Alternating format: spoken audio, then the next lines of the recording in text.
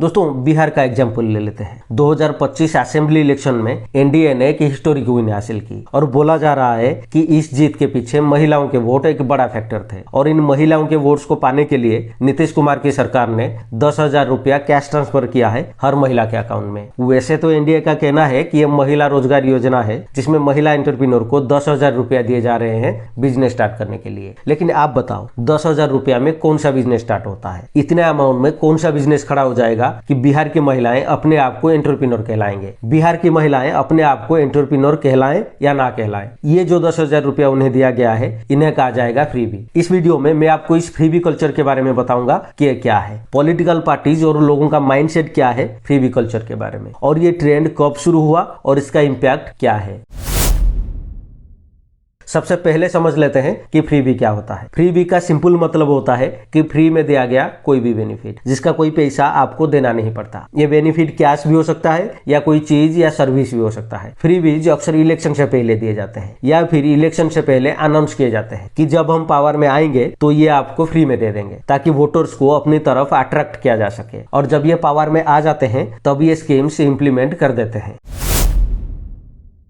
Freebies दो type की होती है, cash freebies, non cash freebies. Cash freebies क्या होता है? कैश फ्रीबी का मतलब डायरेक्ट पैसा देना वोटर्स को। फॉर एग्जांपल इलेक्शन के पहले घर घर जाके 500,000 रुपया कैश बांटना, वन टाइम कैश ट्रांसफर करना वोटर्स के नाम पर। जैसे कि नीतीश कुमार ने बिहार में इलेक्शन से पहले 10,000 रुपया कैश ट्रांसफर किया महिला रोजगार योजना के नाम पर। ऐसे ऐसे स्कीम्स अनाउंस करना जिसमें बिना कुछ क्राइटेरिया के कैश ट्रांसफर करना, जैसे कि पीएम किसान, इसमें ईयरली 6,000 रुपीज दिया जा रहा है किसान के नाम पर। ये एक्चुअली किसान को मिल रहा है या किसको मिल रहा है उसका कोई हिसाब किताब नहीं है। और एक होता है नॉन कैश फ्रीबीज, इसमें चीजें या सर्विसेज फ्री दी जाती है, कोई कैश नहीं, जैसे कि free ration, free electricity, free bus travel, free cycle, laptop, mobile, grinder, ये सभी इंडिया में सभी स्टेट्स में दिया जा रहा है अलग अलग टाइम पर।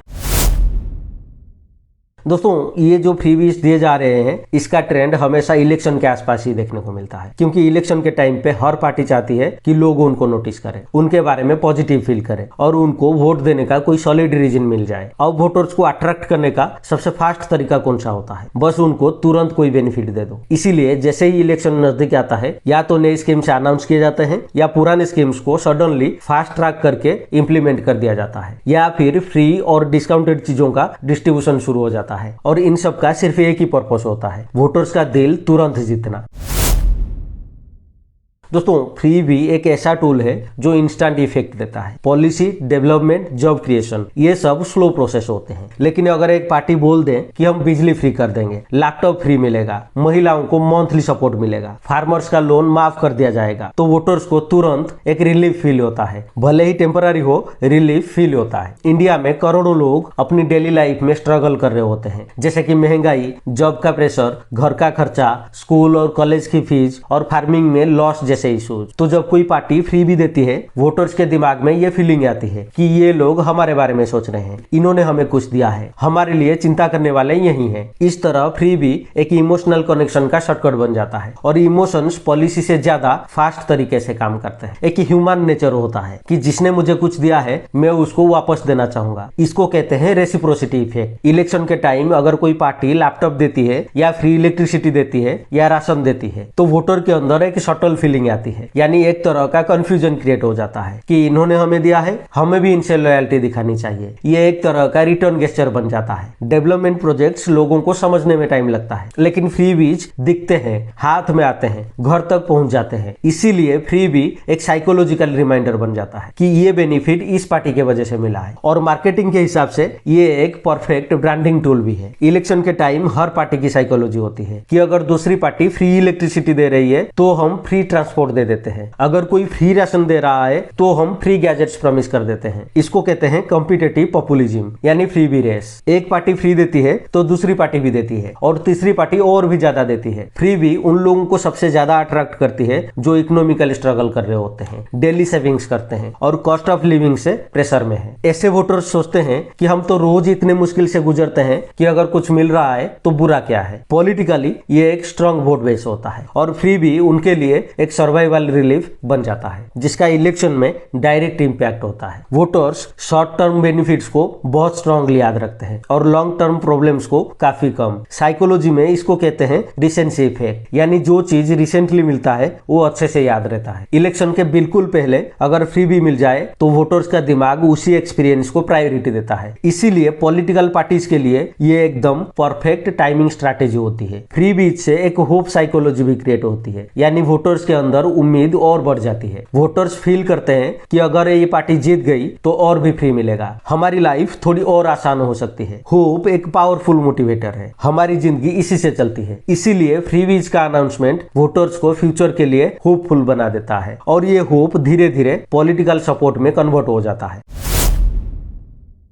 दोस्तों, फ्री बीज हमेशा गलत नहीं होते, क्योंकि हर फ्री चीज फ्री भी नहीं होती। अगर गवर्नमेंट किसी सेक्टर को सपोर्ट करने के लिए कुछ फ्री में दे रही है तो उसका पर्पस लोगों को अपलिफ्ट करने की है, तो उसे नेशन बिल्डिंग कहा जाएगा और ये वेलफेयर के कैटेगरी में आ जाता है। जैसे कि फ्री स्कूल मील्स देना, इसमें बच्चों की न्यूट्रिशन इंप्रूव होती है। आयुष्मान भारत स्कीम, ये लोगों को अपनी हेल्थ प्रोटेक्ट करने में मदद करती है। फ्री बीज और वेलफेयर के बीच डिफरेंस को समझना बहुत जरूरी है, क्योंकि दोनों एक जैसे जरूर लगते हैं लेकिन दोनों सेम नहीं है। हालांकि दोनों इलेक्शन के आसपास अनाउंस किए जाते हैं, पर दोनों का पर्पस अलग है। वेलफेयर का पर्पस है लोगों को लॉन्ग टर्म बेनिफिट देना, उन्हें स्ट्रांग बनाना, उनको अपलिफ्ट करना। जैसे आयुष्मान भारत, ये लोगों को मदद करती है कि आप हॉस्पिटल के खर्चे के बारे में मत सोचो, किसी अच्छे हॉस्पिटल में अपनी इलाज करवाओ। दूसरी तरफ फ्री बीज, जो इंस्टेंट रिवार्ड जरूर देते हैं पर लॉन्ग टर्म में कोई सॉलिड अपलिफ्टमेंट नहीं करते। जैसे कि पीएम किसान स्कीम के तहत एक क्वार्टर में 2000 रुपया मिल रहा है। इस 2000 रुपया में कोई क्या ही कर लेगा लॉन्ग टर्म के लिए, लेकिन हाँ, इसका फायदा पॉलिटिशियंस को जरूर मिलता है, वोटर्स को अपनी तरफ अट्रैक्ट करके। दोस्तों, फ्री बी के बारे में इतना तो जान लिए, लेकिन क्या आप जानते हैं इसका शुरुआत कब हुई थी, इसका हिस्ट्री क्या है? चलो थोड़ा इसके पीछे चलते हैं। ज्यादातर एक्सपर्ट्स कहते हैं कि मॉडर्न फ्री बी कल्चर का जो बीज बोया गया था वो साउथ इंडिया में बोया गया था, खास करके तमिलनाडु में, और ये टाइम था 1950s और 60s का। उस टाइम तमिलनाडु के सीएम के कामराज ने इलेक्शन के दौरान फ्री एजुकेशन और फ्री मिड डे मील्स जैसे स्कीम्स इंट्रोड्यूस किए थे। ये वेलफेयर स्टाइल का शुरुआत थी, क्योंकि फ्री एजुकेशन और free meals long term benefit देते हैं, इसीलिए इसको फ्री भी नहीं कहा जाएगा, इसको वेलफेयर या सोशल जस्टिस कहा जाएगा। फिर जब 1967 में तमिलनाडु में फिर से इलेक्शन आया तो डीएम के फाउंडर सीएन अन्नादुराई ने प्रॉमिस किया कि अगर हम इलेक्शन जीत गए तो 1 रुपये में 4.5 केजी चावल देंगे पीडीएस सिस्टम के थ्रू। उस टाइम इकोनॉमिक हालात टाइट थे, चावल के दाम बढ़ रहे थे, तो लोगों को चीप फूड का डायरेक्ट लालच हो गया और इसी स्कीम के चलते डीएमके ने वो इलेक्शन जीत लिया। बहुत सारे लोग इसी को ही आज के फ्री बी पॉलिटिक्स का स्टार्टिंग पॉइंट मानते हैं, क्योंकि पॉलिटिकल पार्टीज ने देखा कि लोगों को सस्ते और फ्री बेनिफिट देके वोट हासिल किया जा सकता है और यहीं से ये ट्रेंड और भी स्ट्रांग बनने लगा। फिर 1983 में आंध्र प्रदेश में एनटी रामाराव आए। उन्होंने भी कहा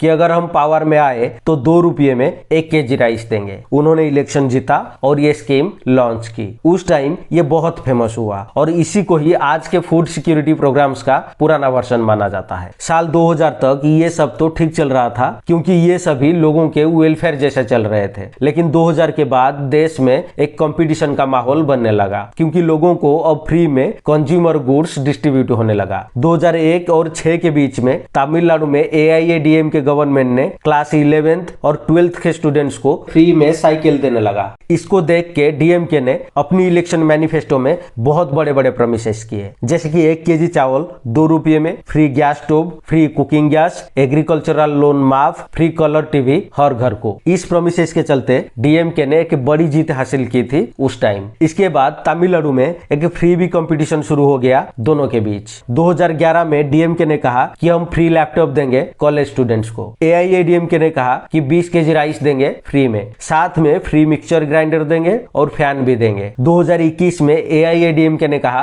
कि हम फ्री वॉशिंग मशीन और सोलर गैस स्टोव देंगे। फिर डीएमके ने कहा कि हम हाई स्कूल स्टूडेंट्स को फ्री टैबलेट देंगे। मतलब दोनों के बीच कंपटीशन चल रहा था फ्री बीज का। इसको देख के देश के अलग अलग राज्यों में भी यही ट्रेंड शुरू हो गया। 2006 में बिहार में नीतीश कुमार ने साइकिल योजना चलाई, जिसमें 9th क्लास के गर्ल्स को 2000 रुपया दिया जाता था साइकिल खरीदने के लिए। ये स्कीम इतनी पॉपुलर हुई कि नेशन वाइड एग्जाम्पल बन गई। 2013 में ओडिशा के सीएम नवीन पटनायक ने 1 रुपी पर केजी राइस स्कीम लॉन्च की। ये एक बड़ा पॉलिटिकल मूव था और लोगों में इंस्टेंटली हिट हो गया। वेस्ट बंगाल में ममता बनर्जी ने गर्ल्स के लिए एक major cash incentive scheme launch की, जिसमें एजुकेशन कंप्लीट करने पर गर्ल्स को 25,000 तक बेनिफिट मिल सकता था। इसको कन्याश्री प्रकल्प कहा जाता है। यूपी में अखिलेश यादव की सरकार ने 2012 से 14 के बीच 10th और 12th पास स्टूडेंट्स को फ्री लैपटॉप्स डिस्ट्रीब्यूट किए। ये इंडिया की सबसे लार्ज गैजेट डिस्ट्रीब्यूशन स्कीम्स में से एक थी। 2019 में दिल्ली में आम आदमी पार्टी ने 200 यूनिट तक फ्री इलेक्ट्रिसिटी मॉडल स्टार्ट किया, जिससे दिल्ली में फ्री पावर पॉलिटिक्स का ट्रेंड सेट हो गया। 2021 में पंजाब सीएम अमरिंदर सिंह ने महिलाओं के लिए free bus travel scheme launch की। दोस्तों, ये सभी एग्जांपल्स दिखाते हैं कि ये फ्री बी कल्चर तमिलनाडु से निकलकर पूरे देश में स्प्रेड होने लगा। आज फ्री बीज पूरे देश में छाए हुए हैं और अब एक नया ट्रेंड चल रहा है कैश ट्रांसफर का। पहले क्या होता था, इलेक्शन के पहले इलीगल कैश डिस्ट्रीब्यूशन होता था। घर घर जाके पैसा बांटा जाता था, जो सीधा सीधा रूल को वायलेट करता था। लेकिन अभी डायरेक्ट कैश ट्रांसफर के नाम पे इसको लीगल बना दिया गया है। अब सरकार एक स्कीम अनाउंस करती है, नाम कुछ भी रख देती है और पैसा सीधा अकाउंट में भेजा जाता है। कहीं महिलाओं को एंटरप्रेन्योर बनाने के नाम पे, कहीं उन्हें सम्मान देने के नाम पे, कहीं उन्हें फ्रीडम देने के नाम पे और कहीं एजुकेटेड अनएम्प्लॉयड यूथ को स्टाइपेंड देने के नाम पे। लेटेस्ट एग्जांपल बिहार का देख लो। इलेक्शन से बिल्कुल पहले महिलाओं को 10,000 रुपया दिया गया एंटरप्रेन्योर बनाने के नाम पे। मतलब 10,000 रुपया मिल जाए तो महिलाएं एंटरप्रेन्योर बन जाएंगी।